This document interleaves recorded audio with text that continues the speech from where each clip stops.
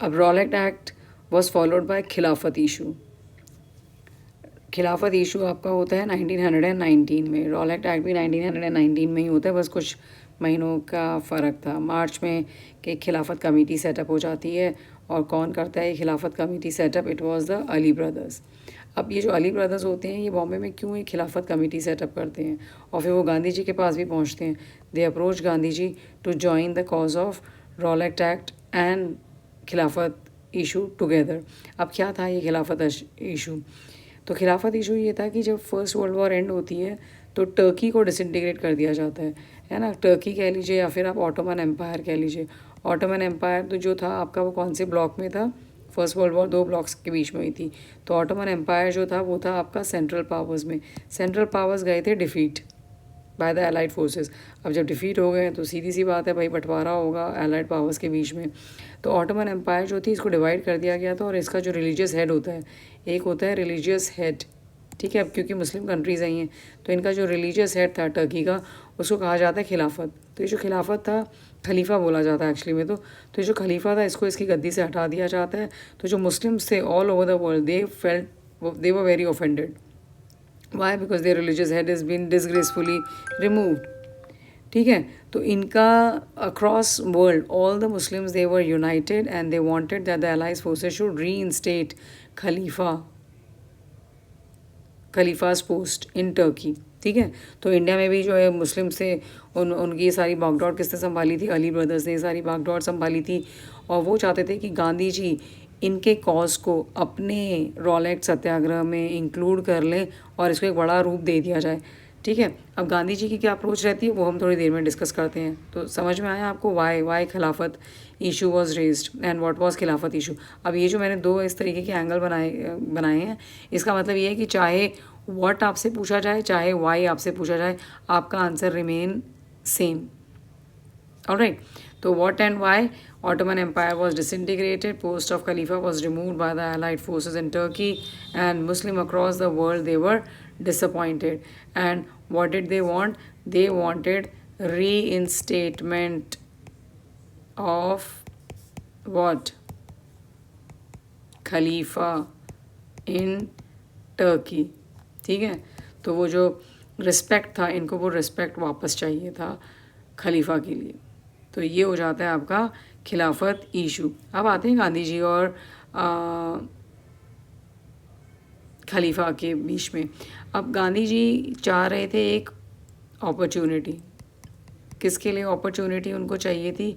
गांधी जी को चाहिए थी एक अपॉर्चुनिटी कि वो अपने मूवमेंट को मास बेस ब्रॉड, अपने मूवमेंट को ब्रॉड मास बेस्ड बना दें, यानी कि उसमें हिंदू भी आ जाएं, उसमें मुस्लिम्स भी आ जाएं, उसमें सिख भी आ जाएं, उसमें क्रिश्चियन भी आ जाएं, उसमें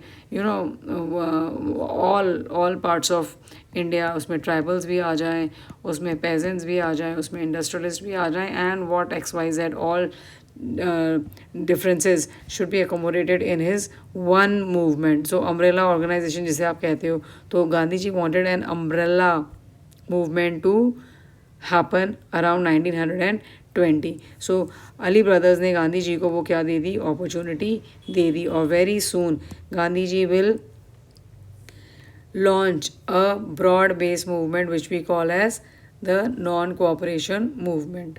All right, I hope I'm making some sense to you all. तो अब शुरू करते हैं नॉन कोऑपरेशन मूवमेंट। ये है बहुत इंपॉर्टेंट टॉपिक भाई लोग, इसको अच्छे से आप लोग समझेंगे और करेंगे, ठीक है।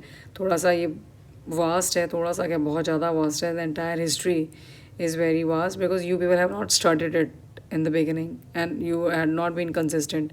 तो मेरी वीडियो को ध्यान से देखिएगा, एंड तक देखिएगा, मल्टीपल टाइम्स देखिएगा।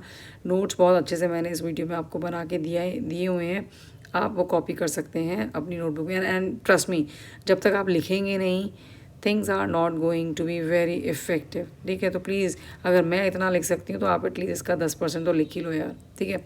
अब शुरू करते हैं हम नॉन कोऑपरेशन मूवमेंट से। अब नॉन कोऑपरेशन मूवमेंट क्या था? बहुत कुछ था यार, ये व्हाट था, ये व्हेन था, ये लीडर्स कौन थे इसमें, वाई क्यों हुआ था, किसने पार्टिसिपेट किया था, कैसे पार्टिसिपेट किया था। अब नॉन कोऑपरेशन मूवमेंट का मतलब क्या होता है? गांधी जी नॉन कोऑपरेशन का मतलब ये था, उनकी एक आइडियोलॉजी थी, that was the ideology of swaraj. तो गांधी जी का मानना था कि as long as Indians are supporting Britishers, Britishers are able to control and regulate India. तो वो सिंपल सी एक बात बोलते थे कि भाई not to cooperate, don't cooperate with Britishers and their rule will collapse.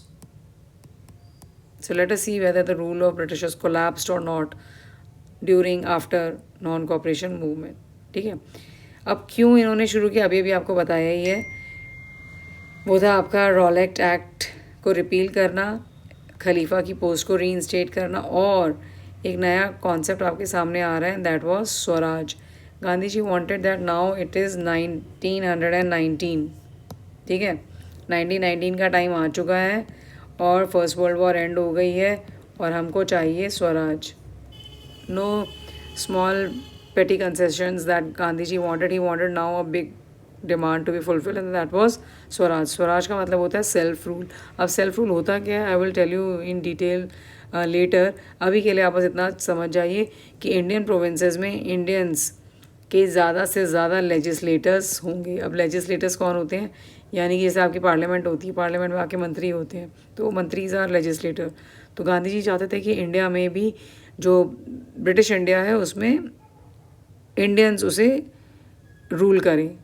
ऊपर कौन देखने वाला है, that is the British government. Administrators and legislator would be more and more Indians. So this is what Gandhi ji meant by swaraj. For you to understand this is enough. कभी pursue करोगे humanities तब detail में करिएगा इसको। ठीक है, तो ये इनकी डिमांड थी। लीडर्स कौन थे, वो जब आप इसको डिटेल में पढ़ोगे तब आप और अच्छे से समझ जाओगे। बाबा रामचंद्र थे, सीताराम अलूरी राजू थे, और कुछ कांग्रेस के मेंबर्स के नाम मेंशन है, और ऑफ कोर्स अली ब्रदर्स का जो पार्टिसिपेशन था।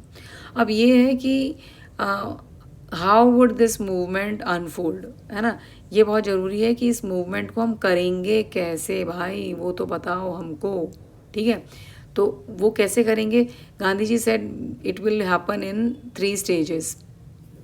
क्या थी वो 3 स्टेजेस। तो फर्स्ट स्टेज था कि Indians will withdraw all the titles and privileges. आपने कभी सुना होगा रविंद्रनाथ टैगोर ने अपने नाइटहुड का टाइटल विड्रॉ कर दिया था, है ना। जिनको सर की टाइटल दिया गया था, लॉर्ड दिया गया था, उनसे कहा गया था कि भाई आप ये सारे जो अपने टाइटल्स हैं उनको गिव अवे कर दीजिए। दूसरी, उसके बाद अगर स्वराज मिल जाता है then it is well and good. अगर उसके बाद भी स्वराज नहीं मिलता, उसके मतलब फर्स्ट स्टेज के बाद, then Gandhi ji will introduce his second stage. Second stage में क्या करना है, boycott of British goods and services. Boycott मतलब कि जितने भी इंडिया में ब्रिटिश गुड्स हैं उन सबको जला दिया जाएगा, उनको नहीं खरीदा जाएगा।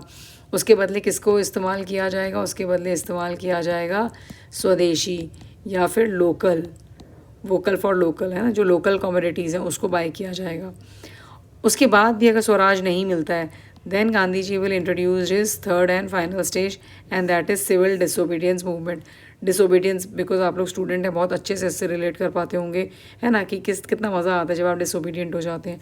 डिसोबीडियंट का मतलब क्या होता है, it is to not violent, to violate, when you violate the laws, है ना, when you violate your laws. जब आप अपने स्कूल के कानून को ब्रेक करते हैं बड़ा मज़ा आता है।